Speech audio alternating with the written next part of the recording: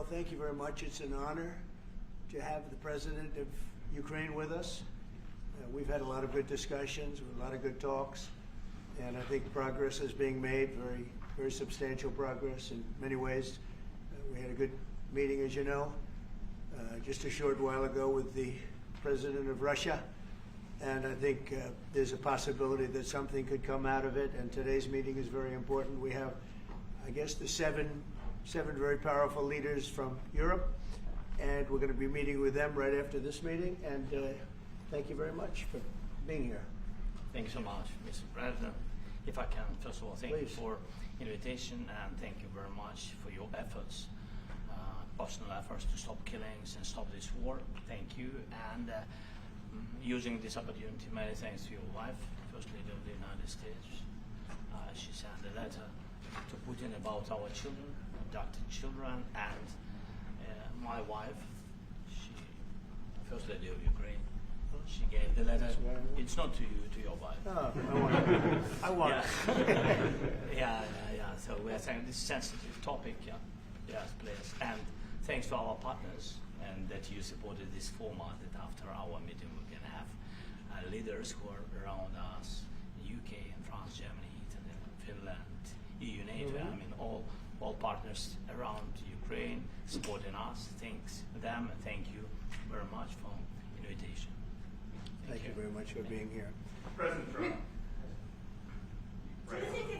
Yes, Peter, go ahead. Thank you, President Trump. So, President Zelensky, you say in a post on X today, Russia must end this war, which it itself started. President Trump, you say President Zelensky of Ukraine can end the war with Russia almost immediately if he wants to. Which is it? Yeah, I think that's true. I think they'll. We're going to have a meeting. I think if everything works out well today, we'll have a trilat, and I think there will be a reasonable chance of ending the war when we do that. And is this the end of the road for American support for Ukraine? Is today's meeting deal or no deal? I can never say that. It's never the end of the road. People are being killed, and we want to stop that. So I would not say it's the end of the road. No, I think we have a good chance of doing it. It's been almost 4 years now that a lot of people were killed last week. A lot of people last week. I mean, millions of people killed, but a lot of people last week for whatever reason. A big number, a lot of soldiers, on both sides. And I know the president, I know myself, and I believe Vladimir Putin wants to see it ended. And as you met with Putin on Friday, today you've got President Zelensky here. As you listen to Russia and Ukraine, which side has the better cards? Right Well, I don't want to say that. I'm just here to be. Look, this isn't my war. This is Joe Biden's war. He's the one that had a lot to do with this happening, and we want to get it ended. And we want it to end good for everybody. We want it to end good. The people of Ukraine have suffered incredibly. President Zelensky, are you prepared to keep sending Ukrainian troops to their deaths for another couple years, or are you going to agree to redraw the maps? Thank you for your question. So, first of all, we live under each day attacks. You know that today have been a lot of attacks and a lot of wounded people, and the child was dead, small one year and a half. So we need to stop this war, to stop Russia, and we need support, American and European partners, and we will do our best for this. So, and I think we show that we are strong people, and we supported the idea of the United States, of personally of President Trump, to stop this war, to make a diplomatic way of finishing this war, and we are ready for trilateral, as President said. This is a good signal about trilateral. I think this is very good. Thank you. Mr. President,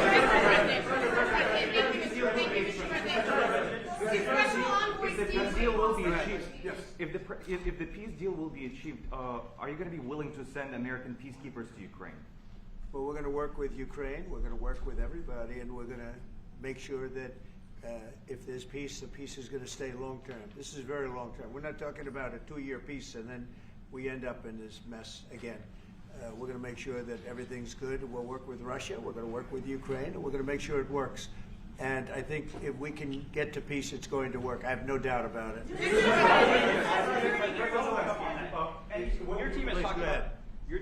about security guarantees. Could that involve U.S. troops? Would you rule that out in the future?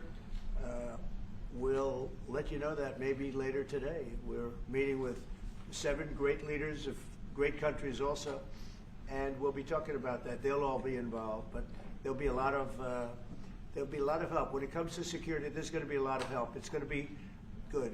They are first line of defense because they're there. They're Europe, but we're going to help them out also. We'll be involved. Yes. Vladimir Putin mentioned that the war will not end without addressing the root causes of this war. Have you had an understanding what are the root causes of this war? Well, look, the war is going to end. When it ends, I can't tell you, but the war is going to end, and this gentleman wants it to end, and Vladimir Putin wants it to end. I think the whole world is tired of it, and we're going to get it ended. It was, I've done 6 wars. I've ended 6 wars, and I thought this maybe would be the easiest one, and it's not the easiest one. It's a tough one. A lot of reasons for it, and they'll be talking about it for a long time, but they'll be talking about the others. Look, India, Pakistan, we're talking about the big places. When you look at, you just take a look at some of these wars. You go to Africa and take a look at that. Rwanda and the Congo, Republic of the Congo. That's been going on for 31 years.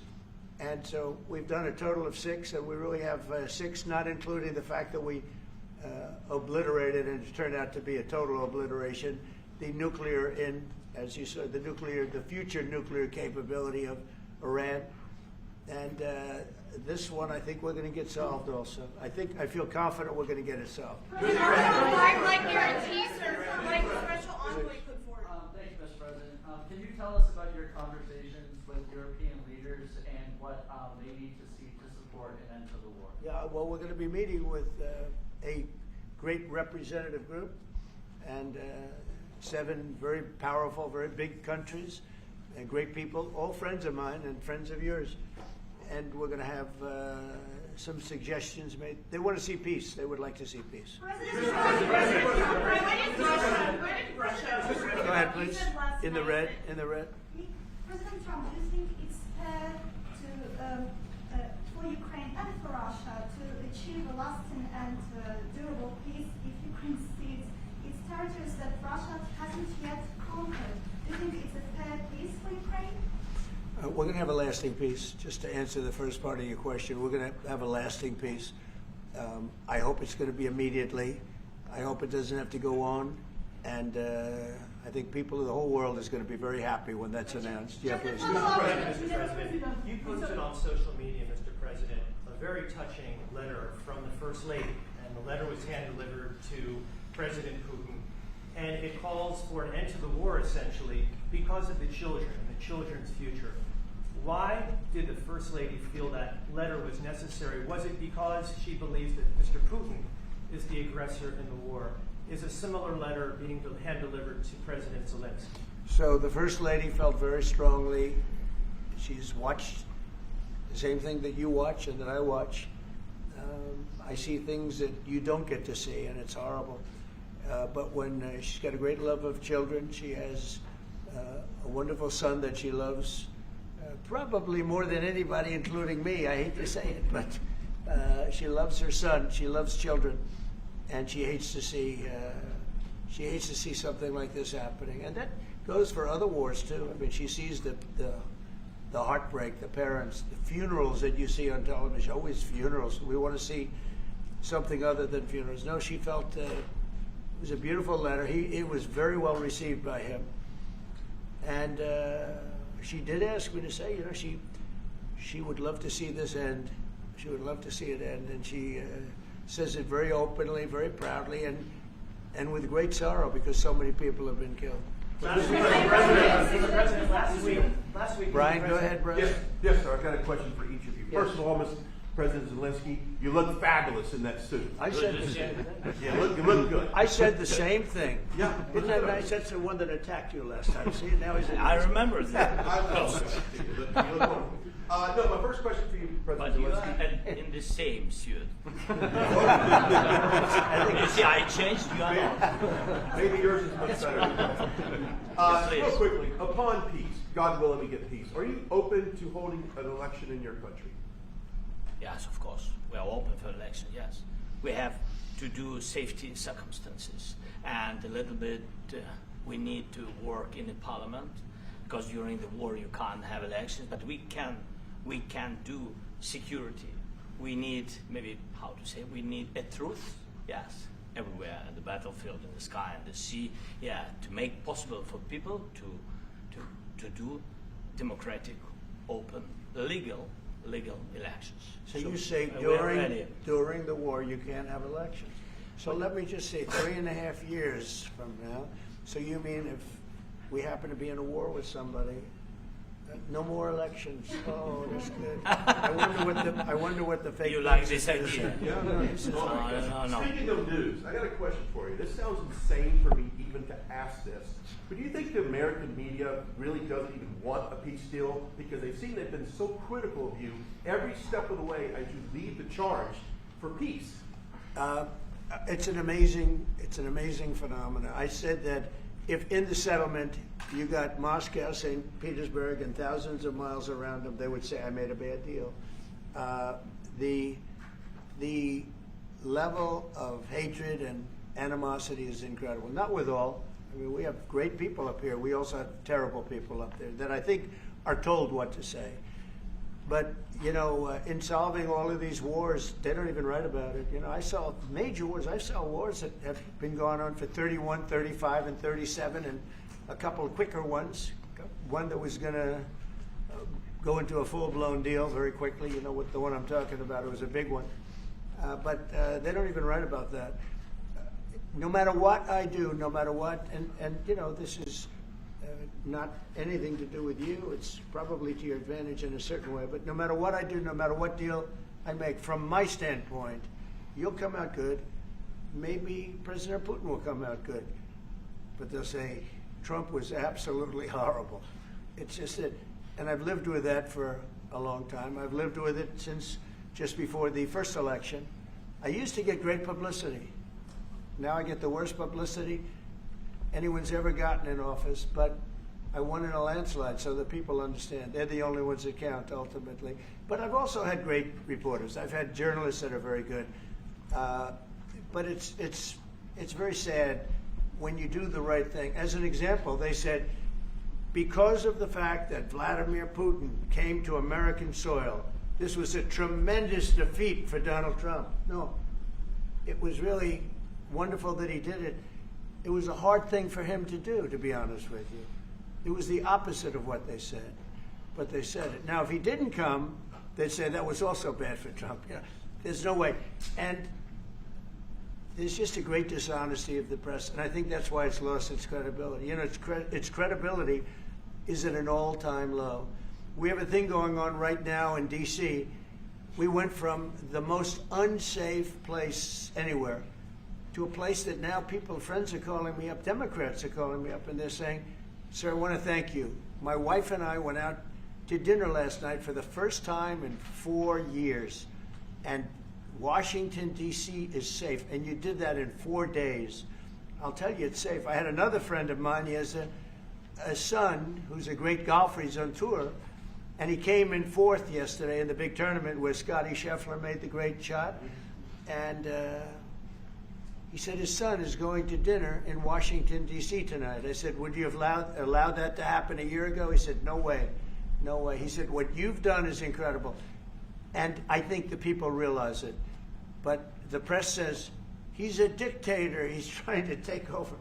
No, all I want is security for our people. But people that haven't gone out to dinner in Washington, D.C. in 2 years are going out to dinner. And the restaurants the last 2 days were busier than they've been in a long time. Thank you for that. I walked around yesterday with MTG. If you can walk around with D.C. with MTG and not be attacked, the city is safe. Yes. Thank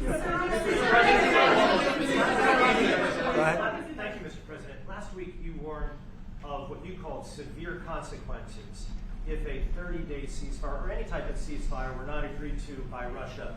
Will there be severe consequences? Does that change because of I don't think you need a ceasefire. You know, if you look at the 6 deals that I settled this year, they were all at war. I didn't do any ceasefires. And I know that it might be good to have, but I can also understand strategically why, well, you know, one country or the other wouldn't want it. You have a ceasefire and they rebuild and rebuild and rebuild, and, you know, maybe they don't want that. But if you look at the 6 deals that we made peace and you know, long-term, long-running wars, I didn't do any ceasefires. Would I like the concept. You know, I like the concept of a ceasefire for one reason, because you'd stop killing people immediately, as opposed to in 2 weeks or 1 week or whatever it takes. But we can work a deal where we're working on a peace deal while they're fighting. They have to fight. I wish they could stop. I'd like them to stop. But strategically, that could be a disadvantage for one side or the other. But all of these deals I made without even the mention of the words ceasefire. Can you explain the decision to offer Ukraine Article 5-like security guarantees, but stop short of pushing for their full membership? Yeah, well, we haven't done anything on that yet. If you look back and you go back long before President Putin, it was always a statement that they would never allow Ukraine into NATO. So that was a statement that was made, but we haven't discussed any of that yet. We're going to be discussing it today. But we will give them very good protection, very good security. That's part of it. And the people that are waiting for us, they are, I think they're very like-minded. They want to help out also. Thank you, President Trump. The United States has already given hundreds of billions of dollars to this war effort in Ukraine. Biden. At best, it is a stalemate, and the killing continues. So, President Trump, how much more is the United States willing to give Ukraine? And President Zelensky, how much more do you want?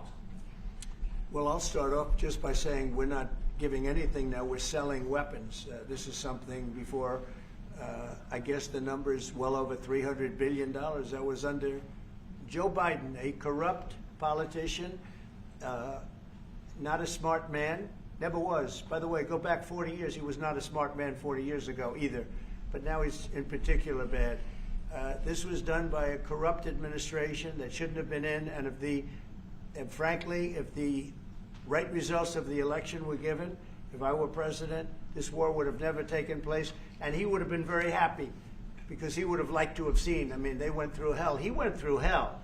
This war would have never happened, and the people that were killed, a couple of million people, a lot of people with soldiers and everything else, and the people that have been displaced and forced into other areas and other countries because of what's happened, none of that would have happened. And I'm just saying that he was a horrible president, whether it was the borders or this. He was just a horrible, corrupt president. Mr. President, you want to answer? I can. Thank you so much. So first of all, we have possibility now to buy weapons from the United States. We are thankful for this program and this opportunity. We are thankful for Europe. They pay for this. And through NATO program, for example, Pearl and etc., we have some programs where we can have some money to finance this. And this is a part, I think, it's not a part for the war and to defend us. It also will be a part for security guarantees, to strengthen our army, to rearm Ukrainian army. This is very, very important. And it depends how much money we need to rearm. For example, the question of air defense, we spoke about it with President Trump, and I'm happy that we have now bilateral decisions and we work on it with production, American production. Nobody in Europe has so many air defense like Patriots, for example. We need it very much, and this is also about defending. And I think, you know, I think the good news, we make the best military equipment in the world by far. You mentioned the Patriots. How good are they? Systems. We have systems, they're literally 100% foolproof. And it's really like shooting two bullets, you know, two bullets hitting each other in the air in a space like this. The chance is 100%. It's 99 to 100%. So we sell the equipment to NATO. And NATO does what, I don't know what the arrangement is that you have with, but I know that they want you to have the equipment.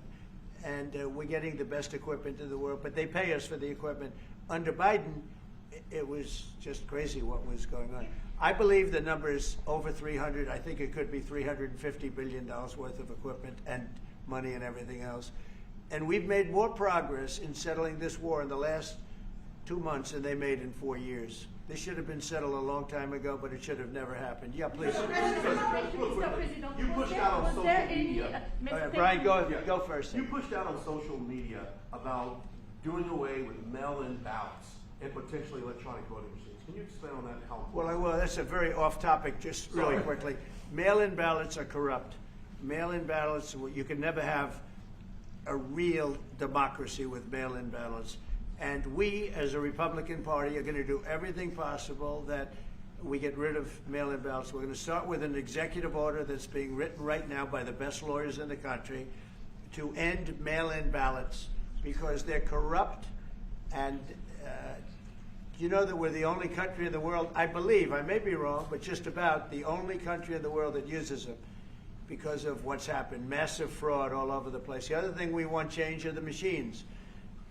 For all of the money they spend, it's approximately 10 times more expensive than paper ballots. And paper ballots are very sophisticated with the watermark paper and everything else. We would get secure elections. We'd get much faster results. The machines, I mean, they say we're going to have the results in 2 weeks. With paper ballots, you have the results that night. Most people, many countries use paper ballots. It's the most secure form. So between paper ballots, very, very important, paper ballots, and I think maybe even more important, the mail-in voting. We're going to end mail-in voting. It's a fraud. If you have mail-in vote, even Jimmy Carter with this commission, they set it up. He said the one thing about mail-in voting, you will never have an honest election if you have mail-in.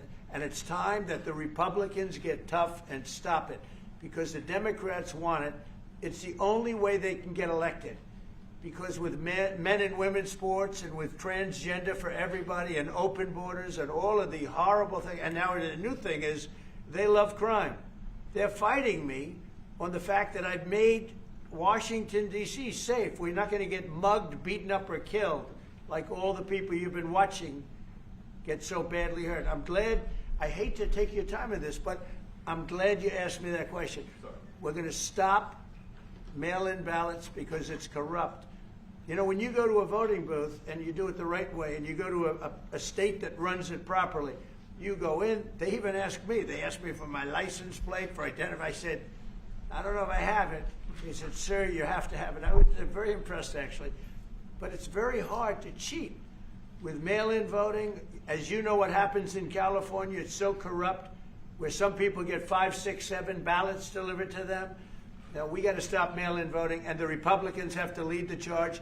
The Democrats want it because they have horrible policy. If you have mail-in voting, you're not going to have many Democrats get elected.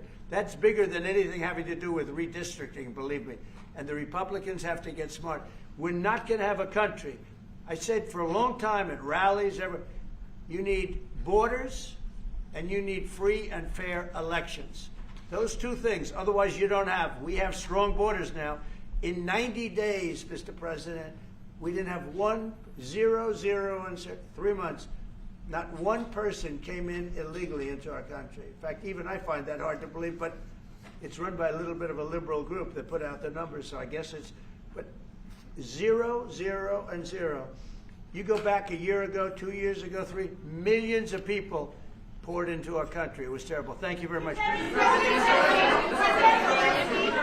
security guarantees do you need from President Trump to be able to make a deal? Is it American troops, intelligence, equipment?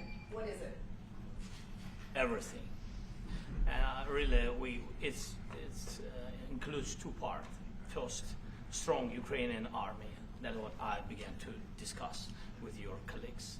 And it's a lot about weapon and then people and training missions and intelligence. And second, we will discuss with our partners. It depends on the big countries, on the United States, on a lot of our friends. Mr. President, are you going to commit American troops to that NATO-like protection in order to get President Zelensky to a deal today? Well, I don't know if you define it that way, but NATO-like, I mean, we're going to give, we have people waiting in another room right now. They're all here from Europe, biggest people in Europe, and they want to give protection. They feel very strongly about it, and we'll help them out with that. I think it's very important. I think it's very important to get the deal done.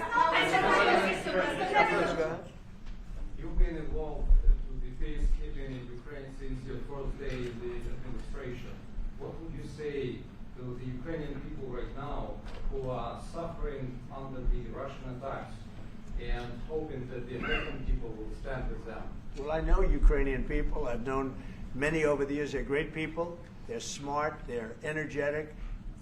They love their country. I mean, they love their country, and we want to get this war ended. That's all I can do. I love the Ukrainian people, but I love all people. I love the Russian people. I love them all. I want to get the war stopped. Very important. Mr. President,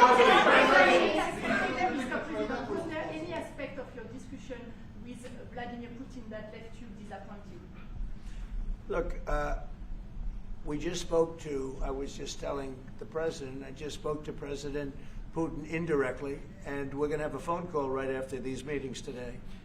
And we may or may not have a trilat. If we don't have a trilat, then the fighting continues. And if we do, we have a good chance. I think if we have a trilat, there's a good chance of maybe ending it. But he's expecting my call when we're finished with this meeting. Thank you very much, everybody. Let's go. Thank you.